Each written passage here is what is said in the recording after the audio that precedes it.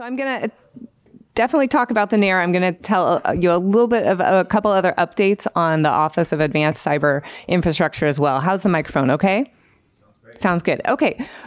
Great. So if you aren't that familiar with OAC, and it took me a while to get used to this name here of the Office of Advanced Cyber Infrastructure. I note that cyber infrastructure is a word that is only used in the NSF community. And I think I've joked before, my family said, "Oh, Katie, that sounds like the Back to the Future movie. Is that what you're working on?" So in any case, our role here and our vision is really to transform the science and engineering community, and engineering research through a really integrated cyber infrastructure ecosystem. And so I think what is really interesting about this particular office is that the scope in which we provide funding and support ranges all the way from really basic research on cyber infrastructure to national production systems. And there are very few, I think, offices or organizations, funding agencies that have that breadth of scope. And so you can see over time, as you seed that research, how it goes into and evolves into really more production scale infrastructure. In terms of, let's see, there we go. In terms of some priorities for the office, these are 6 that we've developed as a team. Well, the first is really advancing and defining and interconnecting our broad ecosystem. I think integration is a key across many different components here. Growing and developing our workforce and communities is another really key thrust here. Enabling discovery through software and data integration remains a challenge and a large opportunity. I'll talk a lot about NAIRR today. I think the other key areas where we have priorities as well are really investing and transitioning to new technologies. This is going to be critical for the academic and research communities to stay on the forefront. And then finally, developing the partnerships that we need to enable and sustain U.S. leadership in the future. These can be international partnerships with other agencies, as well as industry. So I never have enough time to talk about all of these thrust initiatives in the same talk, but today I want to mention a couple of them. I'm going to focus, of course, on the NAIRR, but also on our national NDCC, National Discovery for Climate project. You'll know I'm still learning all the NSF acronyms, and I figure by the time my term here is up, I will have mastered them. In terms of our investment areas, we have five core investment areas. So advanced computing, networking and cybersecurity, learning and workforce development, software and data, and then sort of this all-encompassing strategic investments category. What I'll note is that these aren't really clean boundaries, and I'll go into that in a bit here as well. I wanted to mention just a couple of highlights that show the breadth of scope, really, that the office supports here. And the first is it's a multi-award collaboration, and this research was actually picked up by the New York Times last fall, and it was looking at pre-trained LLMs and that had particular safeguards on them. And so this research team was looking at, well, how easy is it to basically get around those safeguards? And what their research found was actually with very few training examples, adversarial training examples, they were basically able to show that they could compromise the safety of this LLM that had these guardrails. And so this was an interesting piece of research that was funded out of our OAC core program. A couple other highlights.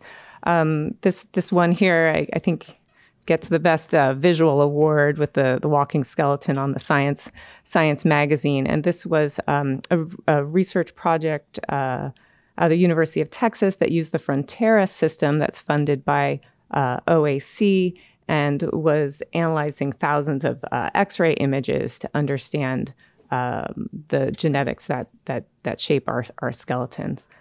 The second example up there is a collaboration with the Division of Materials Research. And OAC, we have many of these cross-division collaborations, really enabling science. The research was investigating accelerating the discovery of design and materials. Our role in OAC was to support an open source database. And this is the work that was highlighted in the Journal of Open Source Software here. So let me move on to another quick highlight for the National Discovery Cloud for Climate. This is a particular, I would say, portfolio or project that was really put together towards the end of last year. And the budget request says, really to support to federate advanced computing, data, software, and networking resources in an effort to, democratize access to the cyber infrastructure resources necessary for the climate community. And so I will note, I started last July 3rd, actually, and this portfolio was being put together kind of in my first couple of weeks at NSF. And I was looking at my amazing deputy, Amy Walton, who maybe you've had a chance to interact with.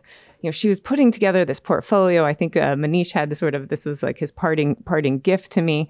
And I thought, what are they doing, right? They've just given me a brief on the budget and shown me these 5 distinct budget categories. And now they're putting together a portfolio that combines all of them together here. And so this is a portfolio that includes advanced computing, some open platforms, training and education services, some, I would say, science and climate sciences and use cases, broader engagement and outreach.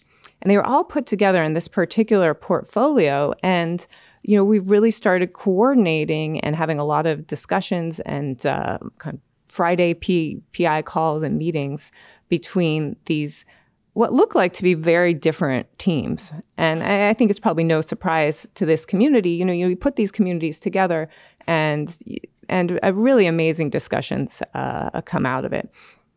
So this was some particular work, pretty hot off the press. I think there was another meeting here last week for this group. And what the highlight is here, and I think there's people in the room that know this better than I am, is there is a research team that had quite a bit of sonar data from these research vessels that would go across the ocean. That data, as I understand it, had been kind of not analyzed for over a decade. We, put them together with a Pelican and Path team, and they were able to really analyze this data quickly that otherwise would probably have still been sitting there unanalyzed. And so this is just an example, I think, of what happens, right, when we bring communities together that can really help each other and move the science forward. All right, so we'll go on to the main show here and provide an update on the NAIRR pilot. Maybe you can show me a show of hands. So how many people is NAIRR a household name? Okay, that's good. That's good. It is definitely a household name in my household as well now. And so what is the NAIRR? The vision for the NAIRR, or the National AI Research Resource, is a national infrastructure that connects the research and education communities to the necessary computing, data, models, software, user support, expertise that is needed to really advance the AI innovation ecosystem. And so, it's not always, but sometimes I'm asked, why do we need an NAIRR? We seem to have a lot of big compute in this country. Is that sufficient? And I think for this particular group, the answer is probably pretty well understood. Is that there are many potential contributors to AI research that simply don't have the resources to participate. And we need these researchers. We need this expertise from across our country, from all different communities, in order to assure that there's a strong public interest in the direction of AI. We need to assure that the research communities that are asking questions that are of the public's interest, that are great societal concern, that these researchers also have access to resources. And finally, to really train the next generation of leaders, we need to make sure that our students and our educators have access to resources so that our students can get hands-on access to these models and training. I think we know this is not a field where you do a lot of work with a pen and pencil, right? You need to get your hands on these systems. And so, we're aiming to fulfill really urgent national goals here in terms of spurring innovation for the country, increasing the diversity of talent in AI, improving overall capacity for AI R&D, and advancing trustworthy AI. And so what we've tried to articulate is, the way the university and research community is getting access now. If you look at all the universities across this country, over nearly 4,000, researchers are trying to individually sort of negotiate access to these type of resources. And this is not a way to run a national infrastructure. We want and really need a facilitated and coordinated access to these resources. And we urgently need to make sure that the public interest is strongly represented in AI. So a little bit more about how we got here, just a little bit of history. The NAIRR task force was a congressionally mandated task force out of the 2020 AI Initiative Act. And there were 12 people, 4 from government, 4 from academia, 4 from industry, that were charged with investigating this concept of a NAIRR, of a national AI infrastructure, and trying to determine, one, is this a good idea? Is it feasible? And if so, provide a roadmap. And so they did. They worked for 18 months. They published a final report about a year ago. It was in January of 2023. And that's this purple report that's up there on the screen here. Now, I think many of you have probably been involved in writing reports, and I would say many reports you wonder if they had any impact. I would say this report has a lot of impact, interest, and visibility. There is a lot of bipartisan support for the NAIRR. There is a lot of interest. There's draft legislation for this concept of the NAIRR.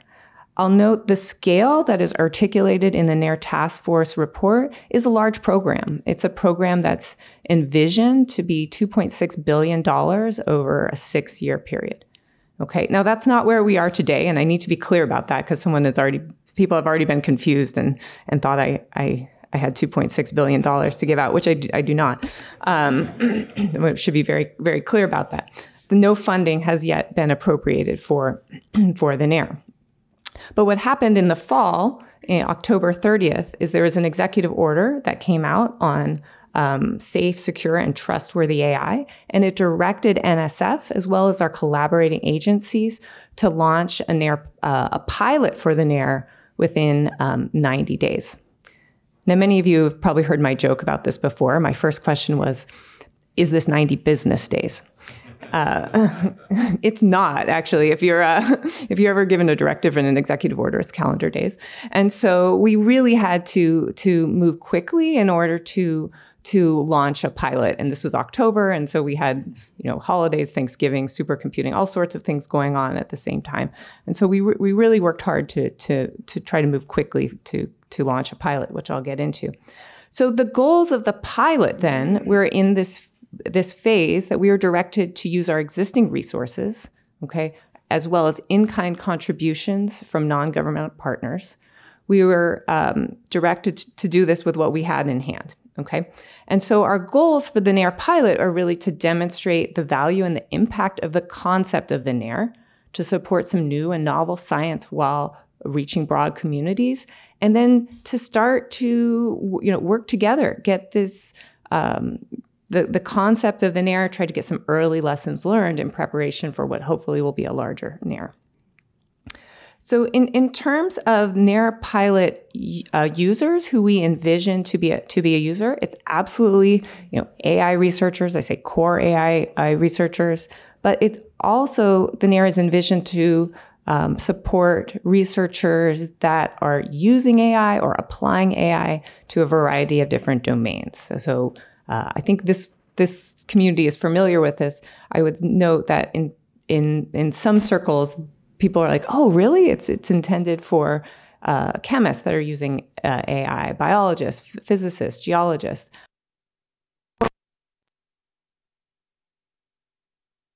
And finally, the last category is students and educators as well. Researchers must come from US-based institutions, but can come from a variety of different institutions. So academic institutions, nonprofits, state, local, federal governments, as well as startups and small businesses that have federal grants. We've put forward a number of initial NAIRR pilot AI and science thrust areas, and I'll just review these quickly here. A first thrust area will be around AI safety, reliability, and security. A second is around health, so individual health outcomes, cancer treatments. A third area is around the resilience of public infrastructure. The fourth category is around advanced manufacturing systems. And finally, a thrust area around earth and environmental challenges. So these categories were put together by our interagency working group. And so they're really intended to be broad umbrella areas for this first part of the NAIRR pilot launch. We know there is a huge demand for resources, and so this was a way to sort of stagger or prioritize some of the earliest use cases. So what are we talking about in terms of an architecture? Well, we're really trying to follow the NAIRR task force report as much as possible, and we were directed to do that in the executive order. So we're envisioning a set of researchers. They are accessing this federated set of resources through a pilot, through a portal. You can go to our portal now. It's a very lean portal. I think some folks actually at UCSD were part of that in the SGX3 team. And so these resources that the researchers can get access to include computing that is on site at our university campuses, cloud computing, models, data sets, training, and user support as well. What we've emphasized is that the NAIRR pilot is an infrastructure. Okay, we're providing the research community access to that infrastructure. We are not funding the researchers' research themselves. Okay, and so that's just something that there's also a little bit of confusion sometimes. We have a number of different thrust areas in the pilot. The first is NAIRR Open. That is a lot of what I've talked about already today, connecting the research community to a set of distributed resources for their open research. We also have a NAIRR Secure thrust. This is going to be led by DOE and NIH.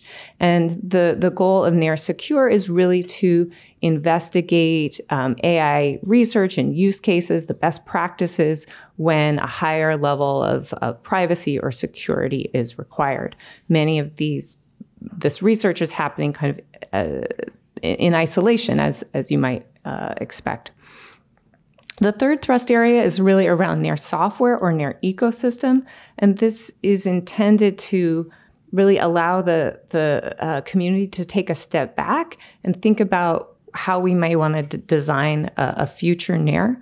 At this initial stage, we have really a potpourri of resource providers. That's fine. That's the stage we are right now. But what could we envision in the future with a a NAIRR software stack. We've had a lot of universities that are very interested in this because they could put that software stack on, their own local systems, and then researchers can graduate up to a national platform.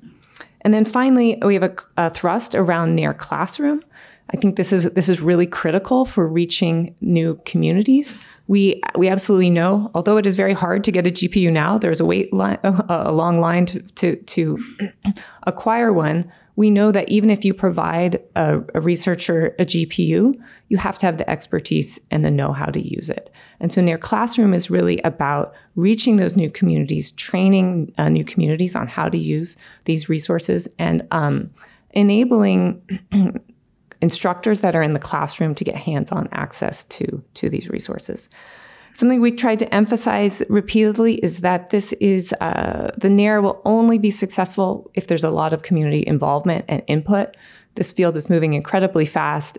We don't have a blueprint we're following to a T. This is going to evolve over time, and we need all of your input and help really in designing it and providing feedback. Okay, so for the NAIRR pilot, and I think the eventual NAIRR, we're really trying to bring the strengths of what the government agencies have together with the strengths of industry. And I think this is really critical for tackling what is I would say an urgent challenge and a huge opportunity here with AI. So on the left there, you can see the list of agencies that are participating or contributing to the NAIRR pilot. It's a group of 11, and we're talking with a few more right now as well. And there's a variety of different contributions, right? NSF and DOE are providing computing, for example. Some of the other agencies are providing data sets or software. On the right, you see a number of the non-governmental partners from private industry and nonprofits.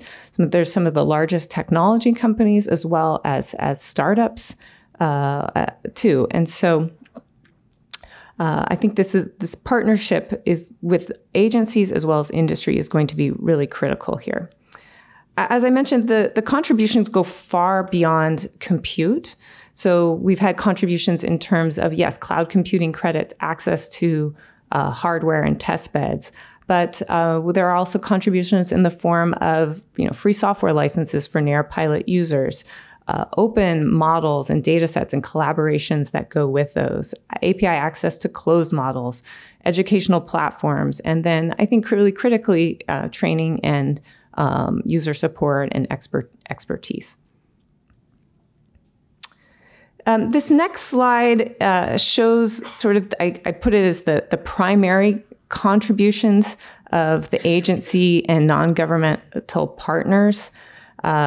This is, I would say, some of these contributions, this is my disclaimer, some of the contributions span these categories, but to make this as readable as possible, these are, I said the primary contributions and the different categories. And I think you can sort of see the strengths that the agencies and the public sector and government are bringing in terms of, the data sets. And then you can see a lot of contributions also in terms of models that come from industry. And I realize I think I just have this one on the left flipped, but I will fix that. So we launched the pilot in January and on nairrpilot.org. And there were 3 opportunities that were immediately available to the community. The first is a survey of researcher and educator interest and use cases in the NAIRR pilot. That was extended to March 31st. If you have not taken that survey, I would love it if you took it and told all of your friends as well. We've extended it till the end of this month. The second was a first open opportunity to apply for computing. That call closed March 1st. I'll say a little bit more about that. And then there was an initial set of data sets that were made and available. Data sets, a couple models, and training opportunities. So let's take a quick early peek. This is the first time I've shown this slide here. An early peek at some survey results. I'm going to call them interim survey results because we looked at March 8th when we were intending to close it and then decided to extend it. So let's see if we can figure out how to read this graph here. So we asked the communities, what is your top need? What is the top need and what is your kind of second place need? We actually asked for second, third, fourth, all the way down, but I'm just going to show you there these first two categories. So the majority of researchers, over 250 here, noted that their top need or requirement was for computing. That doesn't really surprise me here. The second place top need came in as actually education and training. And that did surprise me a little bit. I'm not sure what I expected, but that came in higher than I thought. And that's been consistent with the emails also coming to our NAIRR pilot mailbox, which are from many, many educators that are interested in the NAIRR classroom thrust. Then the orange bars say what is your second most urgent need, and the top category in your second place urgent need was data resources and services. And I think this also makes sense to me. So majority of people said their top urgent need was computing, and what they needed next was data resources and services. And you can see some of the other categories there as well. The next table here shows kind of the variety of responses that we had. And I'll just point out right here, perform AI research. This is, I think, of those core AI researchers, and then that was 22%. And then applying AI to a particular domain, that also came in pretty strong. That was good to see because we really wanted to emphasize that this wasn't just for the computer science community; it was for the whole science and technology community, and so we're seeing results that come in around that theme. The second, this is sort of a back of the envelope, but we really wanted to try to understand, were we getting coverage across the different science areas? And so what our senior science advisor, Bill Miller, took a look at is for those respondents that came in with .edu email addresses, what category of science did they come in as? This was quite a bit of hand coding, and these are NSF categories, even if the research came, it's not by, how do I say it?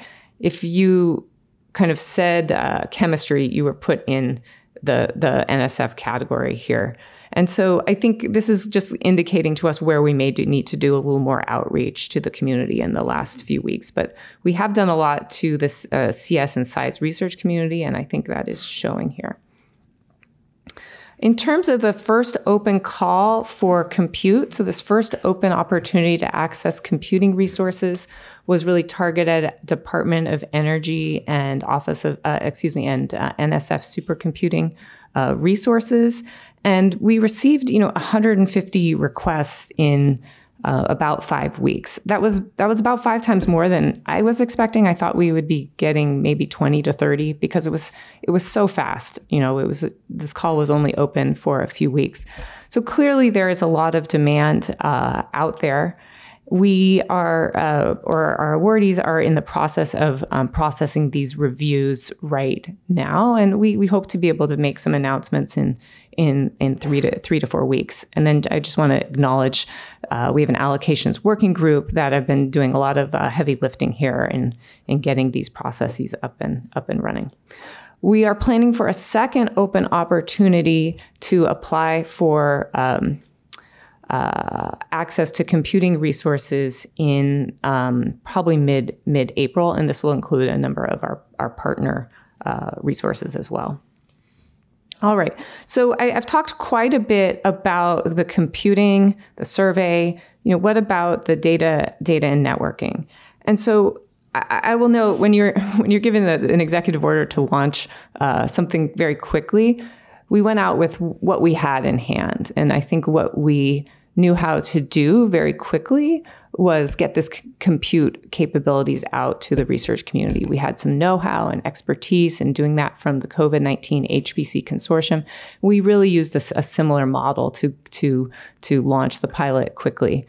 I think the much harder challenge, right, is clearly around the data and the networking challenges here. I mean, I think this community goes without saying. I mean, you can't do AI research without, in most cases, large amounts of data. And so there's challenges related to the complexity and the size of the data, the sources of the data, how to discover the data, and are the data sets ready for AI research or not. And so we've been thinking hard about how do we really take a bite out of this in a pilot, right? I mean, the pilot is small scale. What can we do that will most inform the direction of the full NAIRR? And really, our strategy moving forward here is really to address some of these data and networking challenges through specific use cases and demonstration projects. And what we, I think, don't want to recreate is, if you're familiar with data.gov. I mean, data.gov is it's a resource. It's a big list and category of, I think, tens of thousands of federal data sets. That already exists, and that's not what we're trying to recreate with the NAIRR pilot here. I think we would rather have, fewer data sets, create pathways between those data sets to compute, or have interesting use cases and demonstration projects around them to show that what we could potentially do. And so that's kind of the strategy we are taking right now. Let me say a little bit more about how the pilot can enable really transparent and responsible and trustworthy AI. I think as a community, we have to realize this is new for, I think, almost everyone, in how not only we think about AI research, but how do we assure that we are doing it in a responsible way. And a key goal of the pilot is really to bring communities together to start having these discussions. And so we're not only piloting the infrastructure, we're piloting the policies. We're piloting figuring out as a community what is the best way to move forward here. And so our goal is really to be transparent with our NAIRR pilot processes. We are standing up a sub-advisory group to provide some guidance. And there's a lot of questions here that we are just starting to grapple with, right? How should we evaluate proposals that come to the NAIRR pilot in terms of their ethics and with a lens for responsible AI? What kind of training should NAIRR pilot users go through? What are some of the operational policies and practices that should be put into place? We are working on standing up a workshop with NIST and as well as NIH on this exact topic. Really, how can the pilot enable trustworthy AI research? Okay, a couple more slides here. I want to say a little bit about the governance structure. This might be a little different than you had seen in previous slides. There is a governance structure that is described in the NAIRR task force report. So we're trying to adhere to that as much as possible, though under the guidelines and guides of our current authorities. And there are some differences. So we have if you start in the upper left, we have an interagency working group. That's what IWG stands for. And that's a number of agencies that are interested in the pilot. They get updates on the pilot. A subset of those agencies that are interested in the pilot are on the steering committee. And those agencies have contributed something concrete or substantial to the pilot. NSF is the administrative home for the NAIRR pilot, and we have stood up a pilot program management office that operates the pilot kind of on a day-to-day basis. This is led by Sharon Geva and Al Suarez. Other agencies can assign program officers or program directors to join that as well. On the upper right, we are forming a pilot sub-advisory committee off of the OAC advisory committee. We also have a non-governmental partner forum, okay? And this partner forum sends representatives to the pilot working groups. So let's see. And then we have a couple of pilot working group teams. Right now, what we have stood up is an allocation working group and a user experience working group. Okay, finally, I think there's no shortage of challenges here, but that's why we need to do a pilot, really, is to get our hands wet. I think you only learn by doing. And so we have already learned so much. I think we are 45 days in, had incredible feedback from the community. I mean, the challenges are broad here, from data challenges to interoperability challenges. If you ask me what I am either most concerned about or what I'm thinking a lot about, it's not necessarily the technical challenges. It's those that involve the outreach training, and reaching new communities. I think we know just how challenging that is. I think it's also clear we don't have a lot of just AI experts that are sitting around and don't have a lot to do, right? And so we need to figure out ways to train this next generation while the people that have that expertise are incredibly busy and tapped. And that's absolutely going to be a challenge. We also want to make sure that the researchers that we bring to the NAIRR pilot have good experience, right? And so we want to make sure we have the user support in place to assure that. So with that, I just want to acknowledge and thank my colleagues. I have promised Amy Walton I will not take the entire OAC organization into the NAIRR pilot thrust, but we're getting pretty darn close.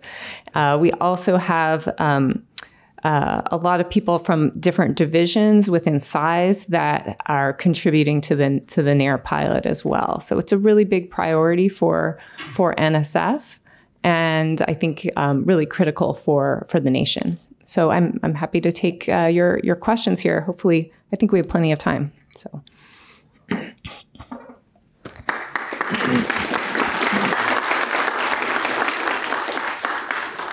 Any questions? There's 2 mics.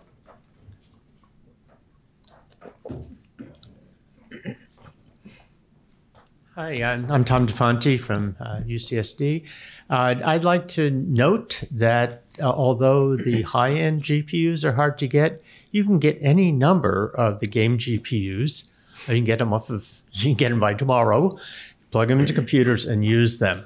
And they are perfect for training, for students, and for everything up to the highest, almost to the highest level of GPU use. And they're cheap. So I recommend that. Yeah, no, I think that's great. And we all have to think of the overall impact of the investment. I was having a discussion with some UC Berkeley, researchers that noted that most of their classroom work was backed actually by CPUs. And so we are going to have to think about how to take what is always a limited budget and make the most impact. And I think looking at the variety of hardware and architectures is absolutely important. Hi, Inder. Inder Monga.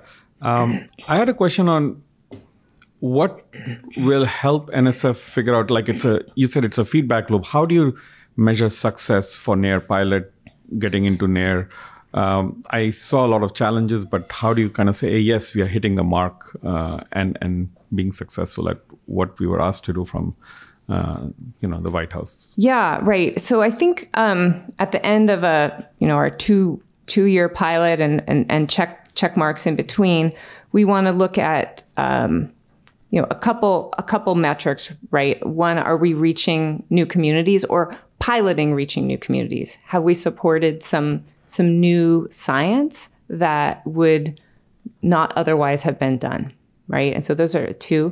And then in terms of kind of the lessons learned, have we kind of as a community identified key gaps that we need to more work on, or have we come up and said, oh, this is a great blueprint? So what are those, documented lessons learned is, I think, what we'll look as the kind of the three criteria for if we're moving in the right direction. And yeah, maybe I'll say, we are working on getting some workshops and community events out there. We also are really trying to have our program officers out and talking with the community. I would say someone wiser than me said, Katie, your greatest challenge is going to be managing expectations, because everyone is so excited about the NAIRR. So I feel like we're sprinting at startups pace. I don't know what it looks like from across the country, but we're trying to move really, really quickly here, but also really deliberately, and thinking about kind of the policies that we need to have in place to assure kind of a responsible and transparent environment. Hi, Katie. Thanks. This is a great project. Kurt Dodds from University of Hawaii. I'm curious about egress costs for cloud storage. And if we have data there, how do we avoid the vendor lock and siloing of that data just in yet another silo at scale? So is some solution to egress cost a part of the agreements, I guess, with the contributions from these cloud providers? Yeah, thank you. So I think different agencies, right, have taken different approaches on this. So NIH and NASA have big cloud contracts, whereas NSF, I think just have a small toe in the water. The water here.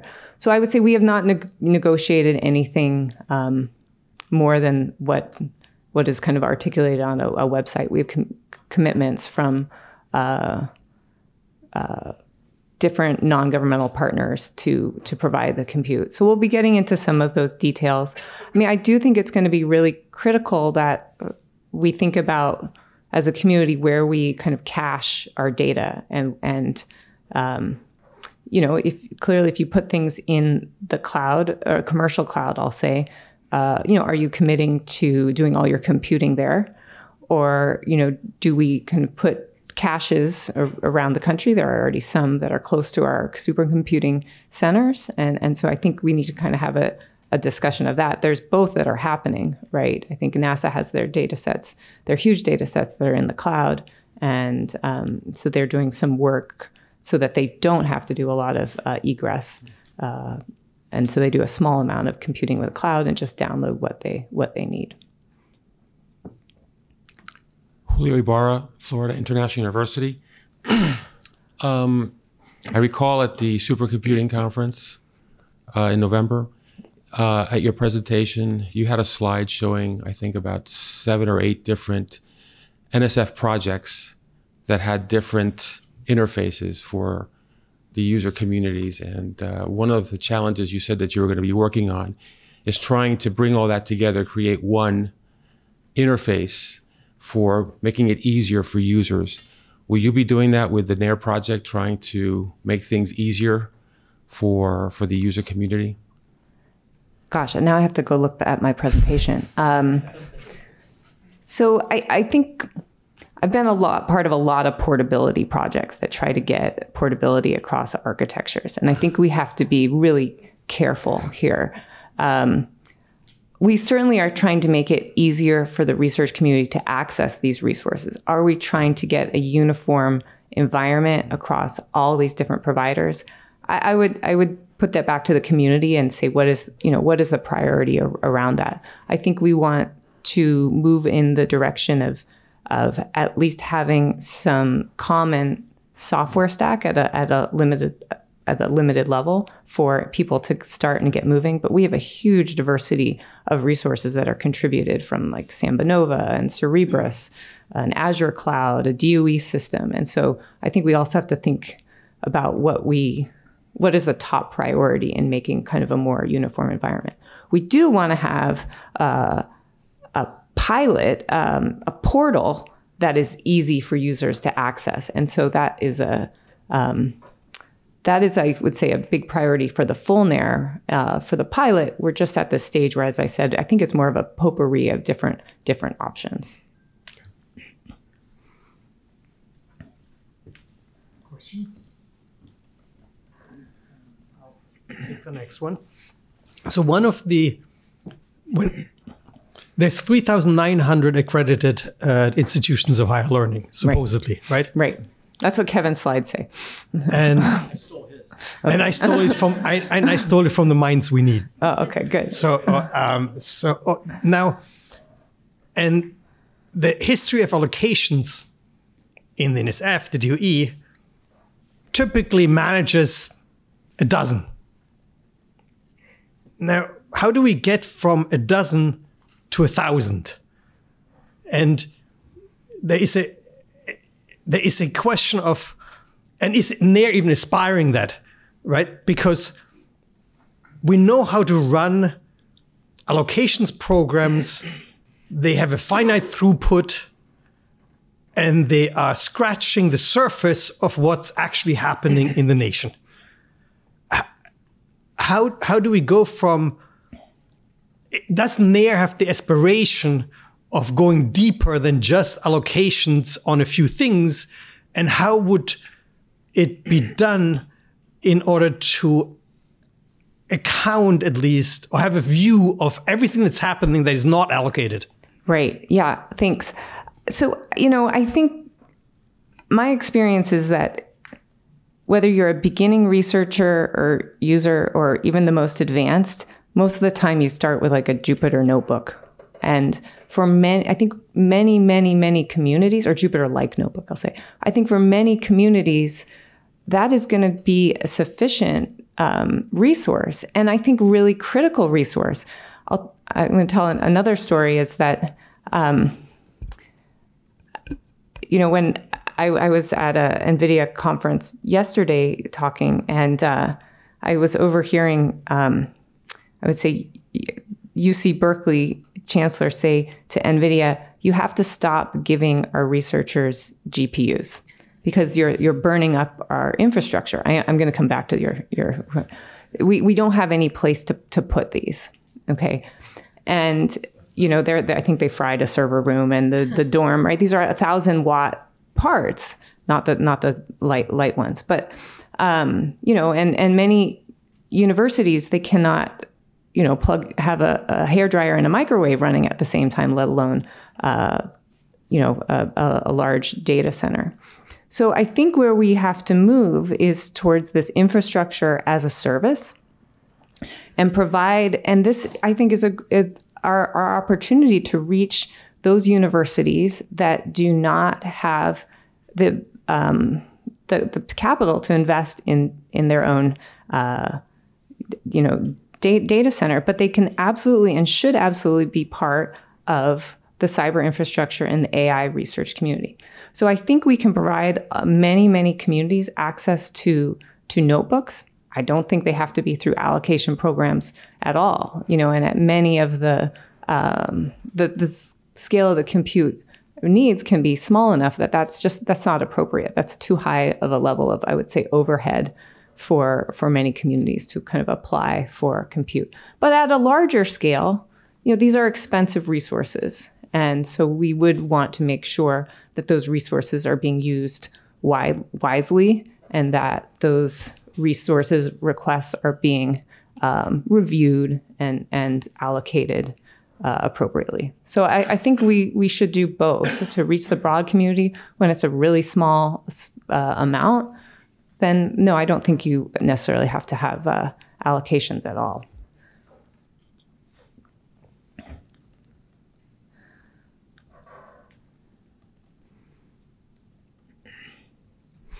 Hi, Fru Garamani, New Jersey Edge. So there are many communities that exist that have broad reach for outreach and education, such as CARC, the Campus Champions, the regional networks. How does NAIRR plan to leverage those communities in getting the word out and outreach and education? So I'm working with Dana Brunson. I'm giving a talk to the CARC group. I think it's either tomorrow or next week, but it's some Thursday. I think we're just starting, but those are going to be key communities and communities like that in not only getting the word out, really, but being navigators for the community on how to access these resources. We've just stood up a user experience working group. I think we have, two people in it right now. But I think those communities that you identify are going to become really critically important for reaching into, pockets of the country that didn't hear our first, message. I think that just to note too, we put out this initial call and got 150 responses. I'm not anticipating these 150 responses that we first got are going to be really new users. I think these are going to be the users that heard us and had pent up demand. And so reaching those new communities will be really, really important through those channels. I have another question related to startups. Is there an opportunity for startups, AI startups, to leverage the NAIRR pilot? Yeah, the requirement is that they have to have a federal grant, like an SBIR. Now, I have no doubt. I was talking with some members in the venture community. I mean, they actually are very passionate about NAIRR too, because they see many of their potential founders and co-founders not having the resources and also moving to industry in order just to do the work and research they need. So I think this is part of a healthy ecosystem. But yes, startups have to have a federal grant to be eligible. Any other questions?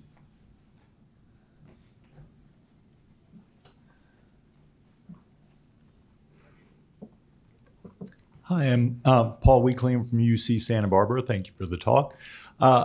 Maybe mine's more of an editorial comment. You can also make a comment. So I run the HPC systems at Santa Barbara. And what I get a lot of is individual researchers just want to start dabbling in it. And they have some idea, they're doing microscopy, and they need, say, a GPU with a lot of memory. And then I have to somehow come up with, well, here's a way to provide that tool. And it doesn't scale terribly well, but this ability to give people sort of a way to easily experiment, I think, is an important thing to provide.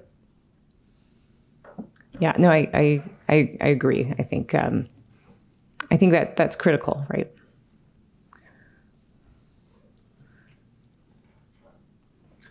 Remy Frazier, UC San Francisco, and I'm not sure if this is a well-formulated question, but I'll try. It's okay. One of the things that some of our researchers have been looking at and that we've been curious about for NAIRR is one of the goals or one of the pieces of some of the research thrusts or the core trustworthy AI drive a role for NAIRR to play to support combating implicit bias in large models? And if not, is there a place that in the federal government or in some of the other open calls, there might be some additional consideration for that? So I think, I think you would put in your submission. And I think bias comes out in the AI safety, privacy, security, trustworthy thrust area. So I would think that's in scope. Okay, yeah. Thank you. No more questions? Then we thank Katie again. Great, thank you.